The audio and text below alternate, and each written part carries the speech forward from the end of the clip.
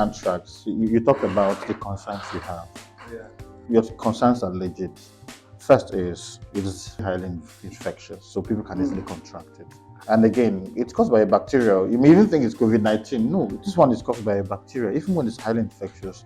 And the biological name is Bacillus anthracis. Yes. And I'm trying to remember what I did. So,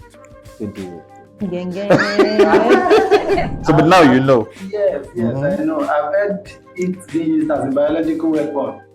How can I actually know? You have read this thing, no? And now you're talking about biological weapon. You want to go to Ukraine? All right, see, there has been cases where 2001 it was weaponized. It was passed out in letters. 2001 here.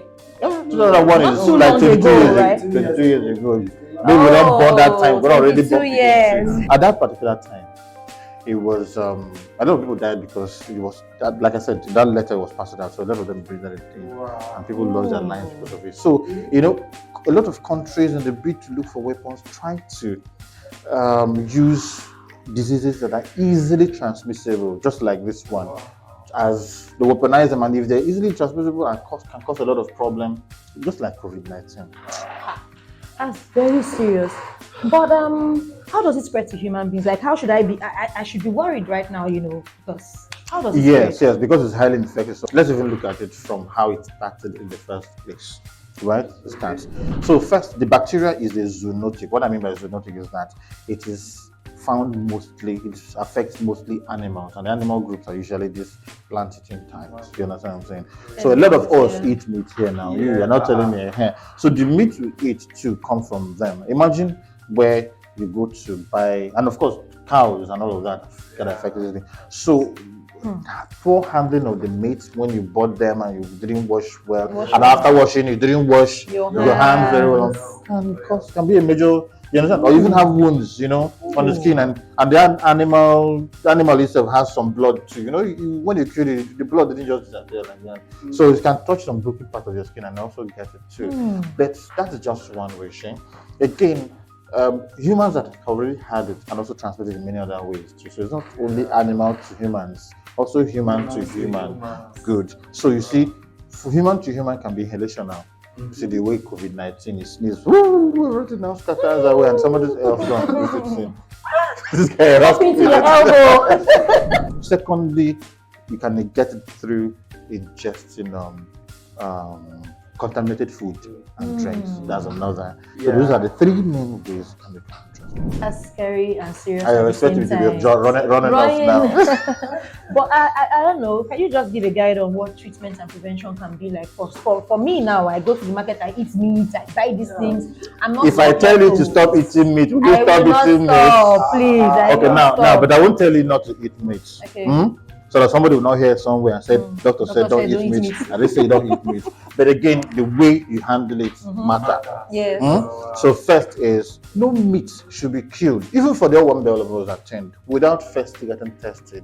I listened to the radio recently. Somebody said that in 1970 something, by then you were not born. Some of us have been born. That before you can even kill cow or chicken in your house, the government agencies will come test to make sure it doesn't have any disease, so it's safe for you.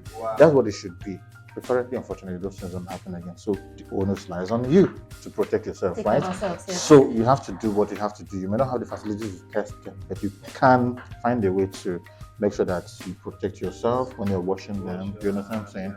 And then also remember that if animals also sneeze, right? So if you have some close to you, just avoid them as much as possible. Then the way I said about humans, the sneezing thing, so you protect your face with face mask whenever you're in crowded environments, and then cook your meat very well, wash your hand very well with both the hand sanitizer, adequate soap, and with a lot of water too. Then there's also a vaccine for it, but the vaccines are only for people or population of people where they've been found to be endemic. Maybe a lot of people around there have it, so you just want to vaccinate them so that stop in communities, so that they won't start spreading. So the communities, that's one thing I can also protect from community spread. But since I cannot know if an animal is sick and I have bought meat, early diagnosis now. Detect it. So that one means you have to go to the hospital. Have to go to the hospital for you to diagnose it well. Like treatments that can work would be. Hey, this person needs. I don't know. You're a suspect. I will not encourage you to self-medicate. Yeah, sure. Though I will just tell you a few things, right?